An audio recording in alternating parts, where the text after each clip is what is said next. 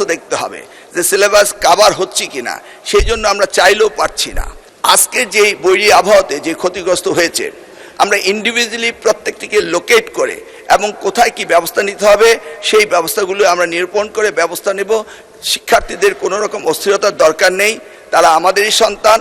আমরা তাদেরকে কিভাবে পরীক্ষা নেওয়া যায়, কিভাবে তাদের রেজাল্ট ইমপ্রুভ করা যায়, সবকিছু আমরা দেখব। মাহফুজা হান্নান, মহিলা আসন নম্বর 41, আপনি মাননীয় শিক্ষামন্ত্রীকে প্রশ্ন করতে চেয়েছিলেন। যদি এই রিলেটেড কোনো কোশ্চেন থাকে দয়া করে আপনি এখন করতে পারেন। আবারও ধন্যবাদ মাননীয় স্পিকার।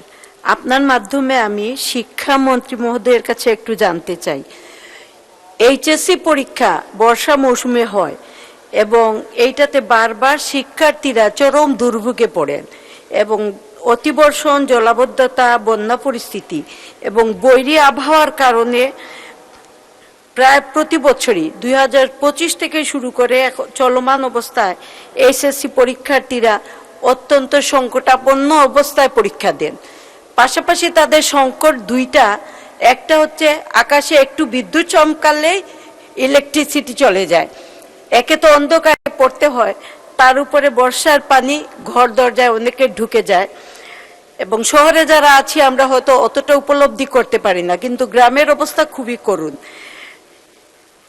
কেউ নৌকা দিয়ে কিংবা ভ্যানে চড়ে পরীক্ষা দিতে আসে, কেউ আবার হাঁটু পানি, কেউ কোমর পানি মারিয়ে আসতে হয়, যার ফলে তাদের এই সময়ে কাপড় চুপড় সহ সমস্ত কিছু ভিজে যায় এবং শিক্ষা উপকরণগুলা, কলম পেন্সিল যেগুলো তারা নিয়ে আসে, হুচুট খেয়ে পড়ে সেইগুলোও ভিজে যায়। তো অনেক ক্ষেত্রে আমরা দেখতে পাই যে আমরা সাহায্য করি ঠিকই আছে তাদেরকে কাপড় দিয়ে অথবা কলম দিয়ে অথবা সময় দিয়ে, কিন্তু আমার প্রশ্ন সেটা হচ্ছে, যেহেতু এই অবস্থা এই বর্ষা মৌসুমে থাকবেই, কাজে মাননীয় শিক্ষামন্ত্রীর কাছে আপনার মাধ্যমে অনুরোধ, আমরা কি শিক্ষা বর্ষের সময়টাকে একটু আগাতে পারি না অথবা পিছাতে পারি না? ধন্যবাদ আপনাকে। ধন্যবাদ মাননীয় সদস্য। মাননীয় শিক্ষামন্ত্রী, শিক্ষাবর্ষ আগানো বা পিছানোর ব্যাপারে প্রশ্ন ওনার। ধন্যবাদ। ধন্যবাদ আপনাকে, ধন্যবাদ মাননীয় সংসদ সদস্যকে।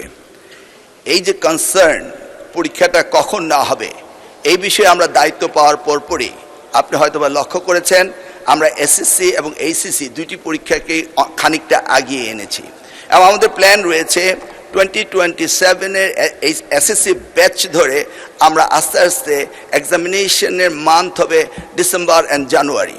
এই ব্যাপারে আমরা ব্যাপক আলোচনা করেছি এবং আমরা কথাবার্তাও বলেছি এবং সেই সিদ্ধান্ত অনুযায়ী আমরা কিন্তু ক্রমান্বয়ে পরীক্ষা এগিয়ে নিয়ে আসছি। আমরা জানি মনসুন সিজনে পরীক্ষায় এই ধরনের জটিলতার সৃষ্টি হয়, সেটা মাথায় রেখে এবারও আমি এক মাস এগিয়ে এনেছি, পিছনের দিকে এনেছি, যেন আমরা এই সিজনের বাইরে চলে যাই। সেই সময় অনেক আপত্তি হয়েছিল, বলা হচ্ছিল কেন আমি এগিয়ে নিয়ে আসছি। আনার একটি মাত্র কারণ ছিল এইটি, কিন্তু অপরদিকে আমাকে সিলেবাসও দেখতে হবে যে সিলেবাস কভার হচ্ছে কিনা, সেই জন্য আমরা চাইলেও পারছি না। সব কিছুকে অ্যাডজাস্ট করতে হলে it needs a little bit time. আমরা আবারও বলছি, বেসলাইন হিসেবে 2027-এর এসএসসিকে টার্গেট করে আমরা ক্রমান্বয়ে পরীক্ষাগুলোকে এগিয়ে আনতে চেষ্টা করছি।